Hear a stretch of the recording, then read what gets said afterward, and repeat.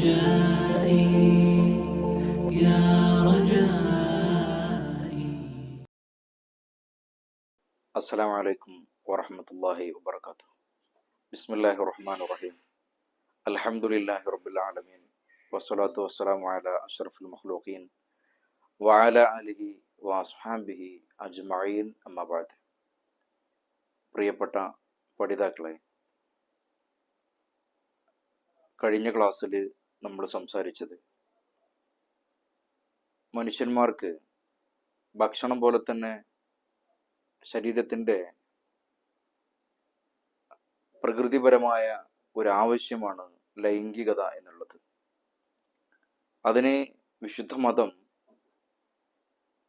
ശരിയായ രീതിയിൽ നടത്താനും സമൂഹത്തിൽ അരാജകത്വമില്ലാതെയാക്കി തീർക്കാനും സുന്ദരമായ ഒരു സാമൂഹ്യ ക്രമം നാട്ടിൽ ഉണ്ടാക്കുന്നതിന് വേണ്ടിയിട്ടും കല്യാണത്തെ കൊണ്ടുവന്നു. ആ നിക്കാഹിലൂടെ വിശുദ്ധ മതം ഉദ്ഘോഷിക്കുന്നത് സാമൂഹ്യപരമായ ഒരു സുരക്ഷിതത്വവും പരസ്പരമുള്ള ഐക്യപ്പെടലുകളും പരസ്പരം അങ്ങോട്ടും ഇങ്ങോട്ടുമുള്ള വളർത്തലുകളൊക്കെയാണ്. ഇത് ഏറ്റവും സുഗമമായി നടത്താൻ വിശുദ്ധ മതം മുന്നോട്ട് വെക്കുന്നതാണ് പരസ്പരം നിക്കാഹ് കഴിച്ച് ഹലാലായ രീതിയിൽ തമ്മിൽ ഇത്തരം ബന്ധങ്ങൾ ഉണ്ടാവുക എന്നുള്ളത്. അങ്ങനെയാകുമ്പോൾ കല്യാണം കഴിക്കാൻ കഴിയാത്ത ആളുകളെ കുറിച്ച് സ്വാഭാവികമായിട്ടും അവിടെ സംശയം ഉണ്ടാകും. അവര് ചാരിത്രശുദ്ധി സംരക്ഷിക്കാൻ കല്യാണം കഴിക്കാൻ തോക്കത്തില്ലെങ്കിൽ എന്ത് ചെയ്യണം എന്നുള്ളത്. ഇന്ന് നമുക്ക് ചർച്ച ചെയ്യാനുള്ളത് അത്തരം വിഭാഗക്കാരെ കുറിച്ചാണ്. സൂറത്ത് നൂറിലെ 33-ാമത്തെ ആയത്താണ് ഇന്ന് നമുക്ക് ചർച്ച ചെയ്യാനുള്ളത്. വിശുദ്ധ ഖുർആനിലൂടെ അള്ളാഹു ഓർമ്മപ്പെടുത്തുകയാണ്, വല്യസ്തഅഫിഫുൽ ലദീന ലാ യജിദൂന നികാഹൻ ഹത്താ യുഗ്നിയഹുമുല്ലാഹു മിൻ ഫദ്ലിഹി വല്ലദീന യബ്തഗൂനൽ കിതാബ മിമ്മാ മലകത അയ്മാനുക്കും ഫകാതിബൂഹും മിൻ അലിംതും ഫീഹിം ഖൈറാ വആതൂഹും മിമ്മാ ലില്ലാഹി അല്ലദീ ആതാകും വലാ തുക്രിഹു ഫതായാതികും അലൽ ബിഗാഇ ഇൻ അറദ്ന തഹസ്സുനൻ ലിതബ്തഗൂ അർദൽ ഹയാത്തി ദുനിയ വമൻ യുക്രിഹുന്ന ഫഇന്നല്ലാഹ മിൻ ബഅദി ഇക്റാഹിഹിന്ന ഗഫൂറുർ റഹീം. വളരെ വിശാലമായി ചർച്ച ചെയ്യേണ്ടുന്ന ഒരായത്ത് കൂടിയാണിത്. നമുക്ക് ഇതിൻ്റെ ആശയം ചുരുക്കി മനസ്സിലാക്കാൻ ശ്രമിക്കാം. ഇവിടെ അള്ളാഹു വല്യസ്തഅഫിഫ് എന്നുള്ള ഒരു കൽപ്പന സ്വരത്തിൽ വേണമെങ്കിൽ പറഞ്ഞു എന്ന് പറയാം. ചാരിത്രം സംരക്ഷിക്കാനാണ് നമ്മോട് ആവശ്യപ്പെടുന്നത്. ആരാണ്? അല്ലദീന ലാ യജിദൂന നിക്കാഹൻ, കല്യാണം കഴിക്കാൻ സാധ്യം ആകാത്ത ആളുകൾ, അവർക്ക് അതിനുള്ള വകയില്ല. സാമ്പത്തികമായിട്ടും മറ്റും അതിന് ശേഷിയില്ലാത്ത ആളുകൾ. ഹത്താ യുഗ്നിയഹുമുല്ലാഹു മിൻ ഫദ്ലി, അള്ളാഹു അവന്റെ ഔദാര്യത്തിൽ നിന്ന് അവർക്ക് ഐശ്വര്യം കൊടുക്കുന്നത് വരെ, എപ്പോഴാണോ അവർക്ക് അതിനുള്ള ഫിസിക്കലി ആൻഡ് എക്കണോമിക്കലി സാധ്യമാകുന്നത് അതുവരെ അവരുടെ ചാരിത്രം സംരക്ഷിക്കട്ടെ എന്നാ പറഞ്ഞത്. എനിക്കിതിന് കഴിയാത്ത ആളാണ്, അതുകൊണ്ട് ഞാൻ എങ്ങനെയെങ്കിലുമൊക്കെ എൻ്റെ ലൈംഗിക ദാഹം തീർത്തോളാം, ഏതെങ്കിലുമൊക്കെ വേശ്യാലയത്തിൽ പോയിട്ടോ അതല്ലെങ്കിൽ അത്തരം വേശ്യാവൃത്തി നടത്തുന്ന ആളുകളെ സമീപിച്ചിട്ടോ ഞാൻ എൻ്റെ ശരീരത്തിന്റെ ആവശ്യം നിറവേറ്റിക്കോളാം എന്ന് പറയാൻ പാടില്ല. അവരുടെ ചാരിത്രത്തെ അവര് സംരക്ഷിക്കണം, കാത്തു സൂക്ഷിക്കണം, സംരക്ഷിച്ചു കൊള്ളണം. പിന്നെ പറയുന്നതോ വല്ലദീന, ഇനി മറ്റൊരു ഭാഗത്ത് പറയുകയാണ്, വല്ലദീന യബ്തഗൂനൽ കിതാബ മിമ്മാ മലകത അയ്മാനുക്കും ഫകാതിബൂഹും മിൻ അലിംതും ഫീഹിം ഖൈറാ. രണ്ടാമത്തെ ഒരു ടീം തന്റെ യജമാനനോട് മോചനപത്രം എഴുതപ്പെട്ട അടിമയാണ്. അഥവാ ഒരു നിശ്ചിത കരാറിന്റെ പേരിൽ ഇത്ര ക്യാഷൊക്കെ തന്നാല് ഞാൻ നിന്നെ മോചിപ്പിക്കാം എന്ന് ഉടമ പറഞ്ഞു. അങ്ങനെ ഉടമയും അടിമയും തമ്മിൽ നടന്ന ഒരു കരാറുണ്ട്. അങ്ങനെ മോചനപത്രം എഴുതപ്പെട്ട അടിമ, അവരും സംരക്ഷിക്കണം. തനിക്ക് മോചനപത്രം കിട്ടാൻ വേണ്ടിയിട്ട്, തന്നെ മോചിപ്പിക്കാൻ വേണ്ടിയിട്ട് മുതലാളി പറഞ്ഞ ക്യാഷ് എത്തുന്നത് വരെ ഇയാളുടെ ചാരിത്രം സംരക്ഷിക്കണം. ഇതൊന്നും ഇപ്പൊ അടുത്തൊന്നും ആകൂല, എന്നാ പിന്നെ ഞാൻ എങ്ങനെയെങ്കിലും തോന്നിയതുപോലെ ജീവിക്കുക, അങ്ങനെ മനസ്സിലാക്കാൻ പാടില്ല. ഇവിടെ നമ്മളൊരു കാര്യം പ്രത്യേകം മനസ്സിലാക്കണം. അടിമ സമ്പ്രദായം നിലനിന്നിരുന്ന ഒരു നാട്ടില് ഒരു കാലത്താണ് ഈ ആയത്തിറങ്ങുന്നത് എന്ന് മനസ്സിലാക്കുക. അപ്പോൾ അത്തരം ആളുകൾ അവരെന്ത് ചെയ്യണം? അവരും ഈ ഇസ്തിഗ്ഫാഫ്, ചാരിത്രത്തെ സംരക്ഷിക്കുന്ന പ്രവർത്തനത്തിൽ ഏർപ്പെടണം എന്ന് ചുരുക്കം. ഇൻ അലിംതും ഫീഹിം ഖൈറ, ഈ ഉടമക്ക്, മുതലാളിക്ക്, അടിമയുടെ ഉടമക്ക് ഇയാളെങ്ങനെ മോചിപ്പിച്ചാൽ എന്തെങ്കിലുമൊക്കെ ഹൈറുണ്ട് എന്ന് തോന്നിയാൽ അങ്ങനെ മോചിപ്പിക്കാനുള്ള ശ്രമങ്ങൾ നടത്തണം. അതിനു വേണ്ടിയിട്ട് അദ്ദേഹം ക്യാഷ് കൊടുത്ത് വാങ്ങിയ അടിമയാണല്ലോ, അങ്ങനെ വേണമെങ്കിൽ അദ്ദേഹത്തിന് ഷർത്തൊക്കെ വെക്കാം, ഇത്ര ക്യാഷൊക്കെ തന്നാൽ നിന്നെ മോചിപ്പിക്കാം എന്നൊക്കെ പറഞ്ഞു കണ്ട്. ഇനി അവിടെ വേറൊരു കാര്യം കൂടി പറയുന്നു, വഅതൂഹും മിമ്മാലില്ലാഹി അല്ലദീ ആതാക്കും. അത് വളരെ ഒരു വ്യത്യസ്തമായ ഒരു കാര്യമാണ്. ഇങ്ങനെ നിങ്ങൾ അടിമകളോട് ഇത്രയൊക്കെ തന്നാൽ നിങ്ങളെ മോചിപ്പിക്കാം എന്ന് പറഞ്ഞിട്ടുണ്ടെങ്കിലും വഅതൂഹും മിമ്മാലില്ലാഹി അല്ലദീ ആതാക്കും, നിങ്ങൾക്ക് അള്ളാഹു നൽകിയ മുതലില്ലേ, ആ മുതലിൽ നിന്ന് ഹെൽപ്പ് ചെയ്തിട്ട് നിങ്ങൾ അവരെ സഹായിക്കണം. എങ്ങനെ? ഇതാ കുറച്ച് ക്യാഷ് നമ്മൾ തമ്മിലുള്ള ധാരണ എത്താൻ വേണ്ടിയിട്ടുള്ള ക്യാഷ് ഇതാ കുറച്ച് എൻ്റെ വക തരാം, അല്ലെങ്കിൽ അത് എത്ര തരണ്ട, കുറച്ചൊക്കെ കൊടുക്കുക. ഇങ്ങനെ അദ്ദേഹത്തിന്റെ ആ ഒരു മോചനത്തെ പെട്ടെന്നാക്കണം എന്നാണ് പറയുന്നത്. എങ്ങനെയൊക്കെ നിങ്ങൾക്ക് സഹായിക്കാൻ പറ്റുമോ നിങ്ങളതിനെ പെട്ടെന്നാക്കണം. നിങ്ങൾ ആത്തൂഹും എന്ന് പറഞ്ഞിട്ടല്ല പറയുന്നത് മിം മാലില്ലാഹില്ലദീ ആതാക്കും, നിങ്ങൾക്ക് അള്ളാഹു തന്ന മുതലിൽ നിന്ന് എന്നാണ്. സമ്പത്ത് തരുന്നത് അള്ളാഹു ആണല്ലോ. ഈ മുതലാളിയായത് അള്ളാഹു അവന്റെ ഖജനാവിൽ നിന്ന് മുതലാളിക്ക് സമ്പത്ത് കൊടുത്തോണ്ടാണ്. അപ്പോൾ അയാള് അടിമയാക്കി വച്ചിരിക്കുന്ന ഒരു വിശ്വാസിയെ അയാളെ മോചിപ്പിക്കാൻ ഇയാൾക്ക് ഏതൊക്കെ രീതിയിലാണോ അത് സാധ്യമാകുന്നത് അതൊക്കെ അയാൾ ചെയ്യണം. അത് അദ്ദേഹത്തിന്റെ ബാധ്യതയായിട്ട് കൂടി ഇസ്ലാം പറയുകയാണ്, നിങ്ങൾ അങ്ങനെ ചെയ്യണം. നിങ്ങളുടെ അങ്ങനെ മോചനപത്രം എഴുതപ്പെട്ട അടിമക്ക് നിങ്ങൾ ഹെൽപ്പ് ചെയ്ത് കൊടുക്കണം, താങ്ങായി കൊടുക്കണം എന്ന്. ഇനി നോക്കൂ, മറ്റൊരു കാര്യം പറയുന്നു, വലാ തുക്രിഹു ഫതായാത്തിക്കും അലൽ ബിഗാ, നിങ്ങളുടെ അരികിലുള്ള ചെറുപ്പക്കാരികളെ നിങ്ങൾ നിർബന്ധിക്കാൻ പാടില്ല. വലാ തുക്രിഹു, നിങ്ങൾ നിർബന്ധിക്കാൻ പാടില്ല. എന്തിന്? അലൽ ബിഗാ, വ്യഭിചാരത്തിന് നിങ്ങൾ അവരെ നിർബന്ധിക്കാൻ പാടില്ല. ഇൻ അറദ്ന തഹസ്സുനൻ, ഈ അടിമ പെണ്ണുങ്ങള് അവര് ചാരിത്രം സംരക്ഷിക്കണമെന്ന് ആഗ്രഹിക്കുന്നവരാണ്, ഉദ്ദേശിക്കുന്നവരാണ്. ഒരുപക്ഷെ വിശ്വാസിയാകുന്നതിന് മുമ്പ് ഇത്തരണത്തിലുള്ള കാര്യത്തിന് വേണ്ടിയിട്ട് യജമാനൻ അവരെ ഉപയോഗപ്പെടുത്തിയിട്ടുണ്ടാവാം. ശേഷം നോക്കല് ലിതബ്തഗു അർദൽ ഹയാത്ത് ദുനിയ, ഇതൊരു ബിസിനസ് ആയിട്ട് കാണാണ്. ദുനിയാവില് എന്തെങ്കിലുമൊക്കെ ലാഭങ്ങൾ ഉണ്ടാക്കണം എന്നുള്ള രീതിയിൽ ഈ സാധുക്കളായ പാവപ്പെട്ടവരായ ഈ അടിമ പെണ്ണുങ്ങളെ നിങ്ങൾ എന്തിനെ നിർബന്ധിപ്പിക്കരുത്? വ്യഭിചാരത്തിൽ നിർബന്ധിക്കാൻ പാടില്ല, അതൊരിക്കലും ചെയ്യാൻ പാടില്ല. അവിടെ നിങ്ങൾ ശ്രദ്ധിച്ചോ, ഫതായാത്തിക്കും എന്നാ പറഞ്ഞത്, നിങ്ങളുടെ ചെറുപ്പക്കാരികൾ എന്നുള്ളൊരു പ്രയോഗമാണ് അവിടെ പ്രയോഗിച്ചത്. എന്താ പറഞ്ഞു വെച്ചാല്, ഹബീബായ റസൂലുള്ളാഹി സ്വല്ലല്ലാഹു അലൈഹി വസല്ലം നിങ്ങൾ പറയുന്നുണ്ട്, ലാ യഖൂലുന്ന അഹദുക്കും അബ്ദി വഅമതി വലാകിൻ ഫതായ വഫതാതി, നിങ്ങൾ ഒരിക്കലും നിങ്ങളുടെ ഉടമസ്ഥതയിലുള്ള അടിമകളെ കുറിച്ച് നിങ്ങൾ ഇതെന്റെ അടിമയാണ്, വഅമതി ഇതെന്റെ അടിമപ്പെണ്ണാണ് എന്ന് പറയരുത്. മറിച്ച് വലാകിൻ ഫതായ വഫതാത, ഇതെന്റെ യങ് മാൻ, ഇതെന്റെ അടിമയാണ് എന്നുള്ള അർത്ഥത്തിലല്ലാതെ ഇതെന്റെ ചെറുപ്പക്കാരനാണ്, ഇത് നല്ല ആരോഗ്യമുള്ള ഒരു യുവതിയാണ് അല്ലെങ്കിൽ യുവാവാണ് എന്നുള്ളൊരു പ്രയോഗം നിങ്ങൾ പ്രയോഗിക്കണം എന്നാണ്. കണ്ടാ, എത്രമാത്രം അടിമത്തം നിലനിന്നിരുന്ന ഒരു കാലഘട്ടമായിരുന്നു എന്ന് മനസ്സിലാക്കണം. അവിടെയാണ് അടിമകൾക്ക് പോലും അവരുടെ ആത്മാഭിമാനത്തിന് സന്തോഷം ഉണ്ടാക്കുന്ന രീതിയിൽ അവരും മനുഷ്യരാണ് എന്നുള്ള വലിയൊരു പ്രഖ്യാപനം ഇസ്ലാം നടത്തുന്നത്. അതേ പ്രയോഗം വിശുദ്ധ ഖുർആൻ പറയണം, ഫതായാത്തിക്കും, അന്നേ വരെ ലോകം കേട്ടിട്ടില്ലാത്തൊരു പ്രയോഗമാണത്. നിങ്ങളുടെ ഉടമസ്ഥതയിലുള്ള ചെറുപ്പക്കാരികൾ അവരെ നിങ്ങൾ നിർബന്ധിപ്പിക്കരുത്. ഈ ആയത്തിറങ്ങാണ്ടായ ഒരു കാരണം, ഇതിന്റെ പിന്നിൽ ഒരു പശ്ചാത്തലം കൂടിയുണ്ട്. മുനാഫികളുടെ നേതാവും നാളെ മഹ്ശറ ലോകത്ത് എത്തുന്ന സമയത്ത് നരകത്തിന്റെ അടിത്തട്ടിലാണ് ശിക്ഷ എന്ന് മുത്തനബി പഠിപ്പിച്ച മുനാഫികളുടെ നേതാവായ അബ്ദുല്ലാഹിബിൻ ഉബയ്യബിൻ സലൂൽ, ആ മനുഷ്യന് തൻ്റെ കീഴിലുണ്ടായിരുന്ന മസീക്ക ബീവി, അതുപോലെ തന്നെ ഉമൈമ, ഈ രണ്ട് സഹോദരിമാര് അവർ ഇസ്ലാം സ്വീകരിച്ചവരാണ്, നല്ല ചാരിത്ര ശുദ്ധി സൂക്ഷിക്കണമെന്ന് ആഗ്രഹിക്കുന്നവരാണ്. അവരെ വ്യഭിചാരത്തിന് നിർബന്ധിക്കാറുണ്ടായിരുന്നു. എന്തിനാണ്? ലിതബുതഹു അർദൽ ഹയാത്തു ദുനിയ, ബിസിനസ് ആയിട്ട് കാണാണ്. ഈ തൻ്റെ കീഴിലുള്ള ഇവരെ മറ്റുള്ള ആളുകളുടെ മുമ്പിൽ കാഴ്ചവെച്ചിട്ട് അതിൽ നിന്ന് സമ്പാദ്യം കൈക്കൊള്ളുക. ഇസ്ലാം അതിനെ നിശിതമായി വിമർശിക്കുകയാണ്. നിങ്ങൾ ഒരിക്കലും അങ്ങനെ ചെയ്യാൻ പാടില്ല.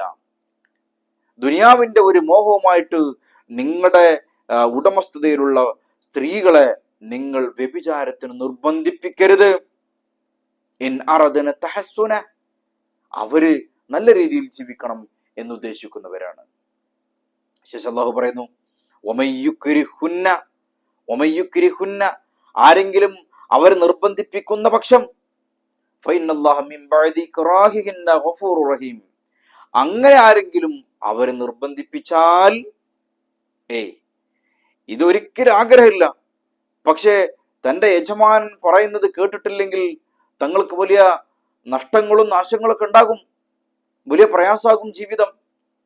അങ്ങനെ നിർബന്ധത്തിന് വഴങ്ങി മനസ്സിൽ ഒരിഷ്ടമില്ലാണ്ട് നിന്നുകൊടുത്തതാണ്, നിൽക്കേണ്ടി വന്നതാണ്, സമ്മതിക്കേണ്ടി വന്നതാണ്. അങ്ങനത്തെ സാധുക്കളായ മുഅ്മിനത്തുകളായ അടിമ പെണ്ണുങ്ങൾ, അവർക്ക് അല്ലാഹു ഗഫൂറുർ റഹീം, അല്ലാഹു പുറത്തു കൊടുക്കുന്ന പറയുന്നത്.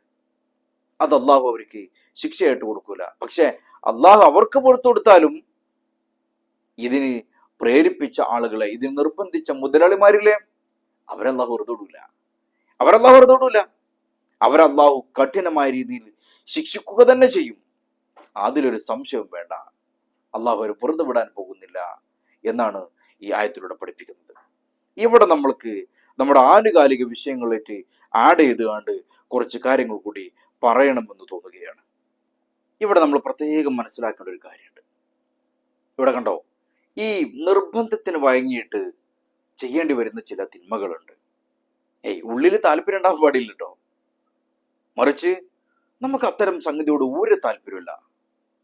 ഇവിടെ തൻ്റെ ഉടമസ്ഥതയിലുള്ള അടിമപ്പെണ്ണുങ്ങളെ പോലും ഈ വ്യഭിചാരത്തിന് നിർബന്ധിപ്പിക്കുന്നവർക്ക് ശിക്ഷയുണ്ട് എന്ന് പറഞ്ഞ മതം പിന്നെങ്ങനെയാണ് തൻ്റെ ഭാര്യമാരെയും തൻ്റെ മക്കളെയും ഇത്തരം പ്രവർത്തനത്തിന് വേണ്ടി വിടുന്ന ആളുകളെ ഇസ്ലാം വെറുതെ വിടുന്നാണ് വിചാരിക്കുന്നത്?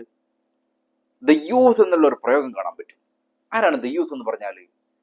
തൻ്റെ ഭാര്യമാര്, തൻ്റെ മക്കള്, തൻ്റെ ഉടമസ്ഥതയിലുള്ള ആളുകള്, തൻ്റെ ചെലവിൽ ജീവിക്കുന്ന ആളുകള്, തൻ്റെ കുടുംബാംഗങ്ങള് തെറ്റ് ചെയ്യുന്നത് കണ്ടിട്ട് അത് തെറ്റാണെന്ന് പറയാൻ നിൽക്കുകയോ അതല്ലെങ്കിൽ അതിനെതിരെ ഒന്ന് ശബ്ദിക്കുക പോലും ചെയ്യാതെ അവർക്ക് വേണ്ടുന്ന എല്ലാ ഒത്താശകളും ചെയ്തു കൊടുക്കുന്ന മനുഷ്യനെ കുറിച്ച്, കുടുംബനാഥനെ കുറിച്ച്, ഭർത്താവിനെ കുറിച്ച്, ബാപ്പാനെ കുറിച്ച് പറയണേ ദയ്യൂസാണ്, അവന് വലിയ ശിക്ഷയാണ് നാളെ പരലോകത്ത് കാത്തിരിക്കുന്നത്.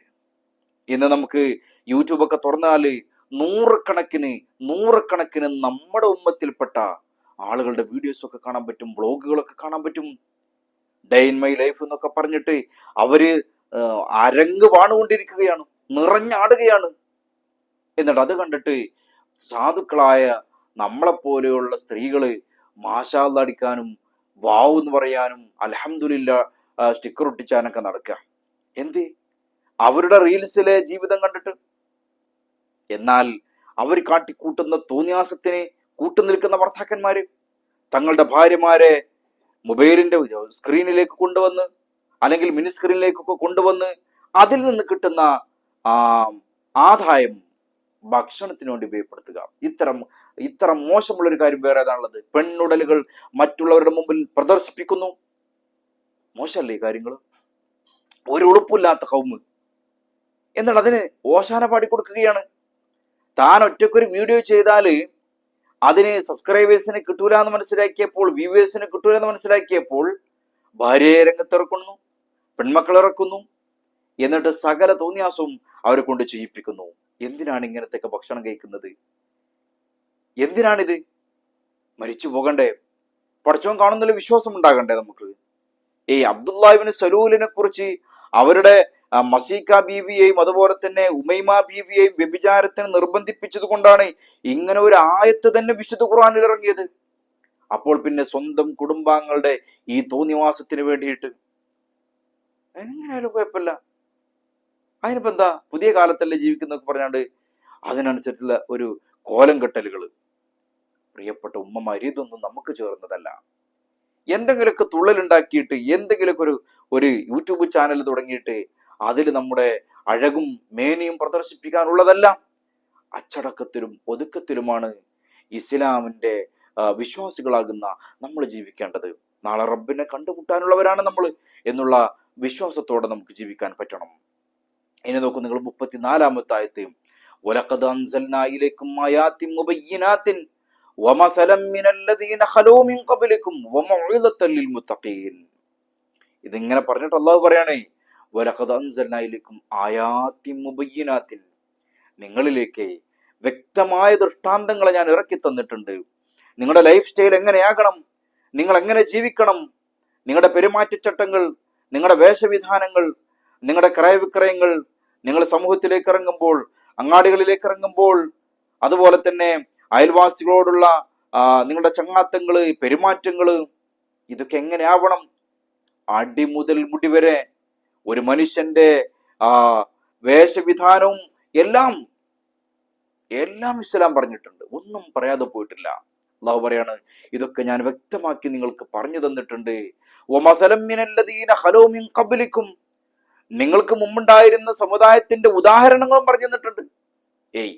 അള്ളാഹുവിനെ ധിക്കരിച്ച് ജീവിച്ചതിന്റെ പേരിൽ അവർക്കുണ്ടാകേണ്ടി വന്നിട്ടുള്ള ശിക്ഷയെക്കുറിച്ചും അദാബുകളെ കുറിച്ചും ഇതിനെക്കുറിച്ചൊക്കെ ഞാൻ നിങ്ങൾക്ക് നേരത്തെ പറഞ്ഞു തന്നിട്ടുണ്ട്. വമൗഇദത്തൻ ലിൽമുത്തഖീൻ, തഖ്വയുള്ള ആളുകൾക്ക് ഉപദേശമെന്നോണം, വഅദെന്നോണം, സതുപദേശമെന്നോണം ഞാൻ ഇതൊക്കെ പറഞ്ഞതാണ് എന്ന് പറഞ്ഞാല് ഇതൊക്കെ നിങ്ങൾ കേട്ടുകാണ്ട് ഉൾക്കൊള്ളണേ മുഅ്മിനീങ്ങളെ എന്നാണ് അള്ളാഹു പറയുന്നത്. തോന്നിയതുപോലെ ജീവിക്കാൻ പാടില്ല എന്നർത്ഥം. തോന്നിയതുപോലെ ജീവിക്കാൻ പാടില്ല. തോന്നിയതുപോലെ ജീവിച്ചിരുന്ന പലരും ഇന്ന് തങ്ങൾ ജീവിച്ച ശൈലി തെറ്റാണെന്ന് മനസ്സിലാക്കിയിട്ട് തിരിഞ്ഞടന്നുകൊണ്ടിരിക്കുകയാണ് അല്ലേ? മതം എന്ത് പറഞ്ഞാലും അതിനെ കൊഞ്ഞനം കുത്താനാണ് എന്നും ആളുകൾ ഉണ്ടായിട്ടുള്ളത്. യാഥാർത്ഥ്യം അങ്ങനെയാണെങ്കിൽ വിശുദ്ധ മതം പറഞ്ഞതിനാണ് യാഥാർത്ഥ്യം എന്ന് ലോകത്തിന് തിരിഞ്ഞുകൊണ്ടിരിക്കുകയാണ്. നമ്മള് മുസ്ലിം സ്ത്രീകൾ എന്ന് പറയുന്നത് അച്ചടക്കത്തിലും ഒതുക്കത്തിലും ജീവിക്കേണ്ടവരാണ്. തങ്ങളുടെ ചാരിത്രങ്ങളെ സംരക്ഷിക്കേണ്ടവരാണ്. അതിനുള്ള വഴികള്, ആ ചാരിത്രം നഷ്ടപ്പെടുന്ന രീതിയിലേക്ക്, കുടുംബ ഭദ്രത നഷ്ടപ്പെടുന്ന രീതിയിലേക്കുള്ള എല്ലാ വഴികളെയും നമ്മൾ അടച്ചുകൊണ്ടിരിക്കണം. അത് സമൂഹത്തിൽ ഇറങ്ങിയിട്ടുള്ള വ്യായാമത്തിന്റെ പേരിലാണെങ്കിലും എന്തൊക്കെ പേരിട്ട് വിളിച്ചാലും ശരി, നമ്മുടെ ഈമാൻ കളങ്കപ്പെടുന്ന രീതിയിലുള്ള ഒരു പ്രവർത്തനത്തിലും എൻ്റെ പ്രിയപ്പെട്ട ഉമ്മമാരെ നമ്മൾ ഭാഗവാക്കാകാൻ പാടില്ല അല്ലേ? നമുക്ക് മുൻപേ കഴിഞ്ഞു പോയ മഹദികളുടെ ജീവിതത്തെക്കുറിച്ച് അവരെങ്ങനെയാണ് തങ്ങളുടെ ആ ഒരു സംസ്കാരവും തങ്ങളുടെ ശുദ്ധിയും ആ കെട്ടകാലത്ത് പോലും നിലനിർത്തിയത് എന്ന് നമ്മൾ പറയാനും അറിയാനും ശ്രമിക്കേണ്ടതുണ്ട്. ഖദീജ ഉമ്മയൊക്കെ കലികാലത്തിൽ ജീവിച്ച, ആ അന്ധകാരത്തിൽ ജീവിച്ച, ഡാർക്ക് ഏജ് എന്ന് വിശേഷിപ്പിച്ച ലോകത്ത് കാലഘട്ടത്തിൽ ജീവിച്ചിട്ടും തോഹിറ, പരിശുദ്ധ എന്ന അപരനാമത്തിലായിരുന്നു സമൂഹം അവരെ വിളിച്ചിരുന്നത്. എല്ലാ സൗകര്യം ഉണ്ടായിരുന്നിട്ടും, സമ്പത്തുണ്ട്, അധികാരങ്ങളുണ്ട്, എന്നിട്ടും ഇത്തരം മോശം ഒരു കാര്യത്തിലേക്ക് പോയില്ല എന്നുള്ളതാണ് അവരുടെയൊക്കെ നന്മ എന്ന് പറയുന്നത്. നമ്മൾ മാതൃകയാക്കേണ്ടത് അവരെയാണ് പ്രിയപ്പെട്ടവരെ. എക്സസൈസിന്റെ പേരിലാണെങ്കിലും വ്യായാമത്തിന്റെ പേരിലാണെങ്കിലും വീട്ടിൽ നിന്ന് പുറത്തിറങ്ങുമ്പോഴും മിങ്കിളായിട്ട് ആണും പെണ്ണും കൂടിച്ചേർന്നിട്ടുള്ള എന്തൊരു കാര്യമാണെങ്കിലും അവിടെ ഇസ്ലാമിന് ചില വിലക്കുകളുണ്ട്. അത് പാലിച്ചേ മതിയാകൂ. ഞാൻ അവസാനിപ്പിക്കുകയാണ്. നോക്കൂ, നിങ്ങൾ അല്ലാഹു പറയുകയാണ്, വഅമ്മാമൻ ഖാഫ മഖാമ റബ്ബിഹി വനഹൻ നഫ്സ അനിൽ ഹവാ ഫഇന്നൽ ജന്നത ഹിയൽ മഅവാ. വഅമ്മാമൻ ഖാഫ മഖാമ റബ്ബിഹി, ഒരാള് പടച്ചോൻ കാണുമല്ലോ എന്ന് പേടിച്ചിട്ട്, അള്ളാഹു അറിയാലോ എന്ന് മനസ്സിലാക്കിയിട്ട് പടച്ചോനെ പേടിച്ച് ജീവിച്ചു. വനഹൻ നഫ്സ, തന്റെ ശരീരത്തിന്റെ ആഗ്രഹങ്ങൾ, വനഹൻ നഫ്സ അനിൽ ഹവ, തന്റെ ശരീരത്തിനുണ്ടാകുന്ന ആഗ്രഹങ്ങളെ തൊട്ട് സ്വശരീരത്തെ പിടിച്ചു നിർത്തി, നിഷേധിച്ചു, നിരോധിച്ചു, വേണ്ടാന്ന് പറഞ്ഞു. ശരീരം ആഗ്രഹിക്കുന്ന തെറ്റുകളിലേക്ക് വേണ്ട എന്ന് പറഞ്ഞിട്ട് ശരീരത്തെ പിടിച്ചു നിർത്തിയ ആളുകൾ, പടച്ചോനെ പേടിച്ചിട്ട് സ്വശരീരത്തെ പിടിച്ചു നിർത്തിയ ആളുകൾ, അവരെ പറ്റി പറയാണ് ഫഇന്നൽ ജന്നത ഹിയൽ മഅവ, ഫഇന്നൽ ജന്നത ഹിയൽ മഅവ. ഈ രണ്ട് വിഭാഗം ആളുകൾക്കാണ് കേട്ടോ നാളെ ശാശ്വതമായ സ്വർഗമുള്ളത്. അല്ലേ? അള്ളാഹുവിനെ പേടിച്ച് ജീവിക്കുക, ശരീരത്തിന്റെ അനാവശ്യങ്ങളിലേക്കുള്ള ശരീരത്തിന്റെ ആ വല്ലാത്ത ഒരു ത്വരയില്ലേ പിടിച്ചു നിർത്തുക. എല്ലാവരും അങ്ങനെയല്ലേ, ഇപ്പൊ ഞാനായിട്ട് എന്തിനാ എന്ന് നമ്മുടെ ശരീരം പറഞ്ഞുകൊണ്ടിരിക്കും. പക്ഷെ വിട്ടുകൊടുക്കാൻ പാടില്ല. ആ ഈ വമാമൻ ഖാഫ എന്നൊക്കെ പറയുന്നത് ഒരു ലെസ്താഫിഫിലേക്കാണ്. എപ്പോഴാണ് ഒരു മനുഷ്യൻ തന്റെ ചാരിത്രത്തെ സൂക്ഷിക്കുക? എപ്പോഴാ സൂക്ഷിക്കുക? പടച്ചോനെ പേടിണ്ടാവുമ്പോൾ. നൂറുകണക്കിന് ചരിത്രങ്ങൾ നമുക്കറിയില്ലേ? എത്രങ്ങാനും ചരിത്രങ്ങൾ പറയാനുണ്ട് മഹാന്മാരുടേത്. തങ്ങളുടെ മുമ്പിൽ അഴിഞ്ഞാടിയ നഗ്നത മുഴുവനും കാണിച്ചു കൊടുത്തിട്ട് അഴിഞ്ഞാടിയ നർത്തകിമാരുടെ മുമ്പിൽ ഇളകാത്ത ഈമാൻ ഉണ്ടായിരുന്ന മഹാന്മാരുണ്ട്. തിരിച്ചും എല്ലാ സാഹചര്യങ്ങളും ഉണ്ടായിട്ടും അതിന് വശംവദരാകാതിരുന്ന യുവതികളുടെ കഥകൾ ഇസ്ലാമിൽ നൂറുകണക്കിന് പറയാനുണ്ട്. എന്തുകൊണ്ടായിരുന്നു അവർക്കൊക്കെ അത് സാധിച്ചത് എന്ന് ചോദിച്ചാൽ പടച്ചോൻ കാണുന്നുണ്ട് എന്നുള്ള ബോധ്യമായിരുന്നു. നമുക്ക് നമ്മുടെ തെറ്റുകളെ മനുഷ്യന്മാരെ മുമ്പൊന്ന് നമുക്ക് പറക്കാനൊക്കെ പറ്റും. ആരും കാണാതെയൊക്കെ നമുക്ക്, ഒരു മനുഷ്യനെ അറിയാതെയൊക്കെ തെറ്റ് ചെയ്യാൻ പറ്റും. അങ്ങനെയൊക്കെ നമുക്ക് നമ്മൾ വിചാരിച്ചാലൊക്കെ സാധ്യമാണ് പുതിയ കാലത്ത്. പക്ഷെ അവിടെ നമ്മൾ മനസ്സിലാക്കേണ്ടത്, ആര് കണ്ടില്ലെങ്കിലും, കെട്ടിയോനും കുട്ടിയാളൊന്നും അറിഞ്ഞിട്ടില്ലെങ്കിലും, എല്ലാം അറിയുന്ന, അല്ലാമുൽ ഗുയൂബായ, എല്ലാ രഹസ്യങ്ങളെയും എല്ലാത്തിനെയും അറിയാൻ സാധ്യതയുള്ള മഹാനായ റബ്ബിന്റെ സൃഷ്ടികളാണ് നമ്മൾ. ആ റബ്ബിന്റെ ദൃഷ്ടിയിൽ നിന്ന് മാഞ്ഞിട്ട്, അവന്റെ കാഴ്ചയുടെ പരിധി ലംഘിച്ചിട്ട്, അവന്റെ കാഴ്ച മറച്ചിട്ട് നമുക്കൊരു കാര്യവും ചെയ്യാൻ സാധ്യമാവില്ല എന്നുള്ളതാണ്. അതുകൊണ്ട് എൻ്റെ പ്രിയപ്പെട്ട ഉമ്മമാരോട് ഓർമ്മപ്പെടുത്താനുള്ളത്, നമ്മുടെ ജീവിതത്തിന്റെ വിശുദ്ധി കാത്തു സൂക്ഷിക്കുക, പടച്ചോനെ നമ്മൾ നല്ലോണം മനസ്സിലാക്കുക എന്നുള്ളതാണ്. ഇൻഷാ അല്ലാഹ് അടുത്ത ആയത്തിൽ അള്ളാഹുവിന്റെ നൂറിനെ കുറിച്ചും അള്ളാഹുവിനെ കുറിച്ചൊക്കെയാണ് നമുക്ക് ചർച്ച ചെയ്യാനുള്ളത്. ആ ഒരു ക്രിയേറ്ററിനെ, സൃഷ്ടാവിനെ അറിഞ്ഞാൽ എന്തൊരു അനുഭൂതിയാണിത്. നമ്മളെങ്ങനെ നയിച്ചുകൊണ്ടിരിക്കുന്ന പടച്ചോനെങ്ങനെ മനസ്സിലാക്കുക എന്ന് പറഞ്ഞാലേ വല്ലാത്തൊരു സൗഭാഗ്യമാണത്. അള്ളാഹു നമുക്ക് അഭാഗ്യം നൽകുമാറാവട്ടെ. അള്ളാഹുവിനെ പേടിച്ചുകൊണ്ട്, ഇഷ്ടപ്പെട്ടുകൊണ്ട് ജീവിച്ചിട്ട് ആക്കിപത്ത് നന്നായി മരിക്കാനുള്ള മഹാസൗഭാഗ്യം അള്ളാഹു നമുക്ക് എല്ലാവർക്കും നൽകുമാറാവട്ടെ. ആമീൻ. ഇൻഷാ അല്ലാഹ് അടുത്ത ക്ലാസ്സിൽ കാണാം. അസ്സലാമു അലൈക്കും വറഹ്മത്തുള്ളാഹി.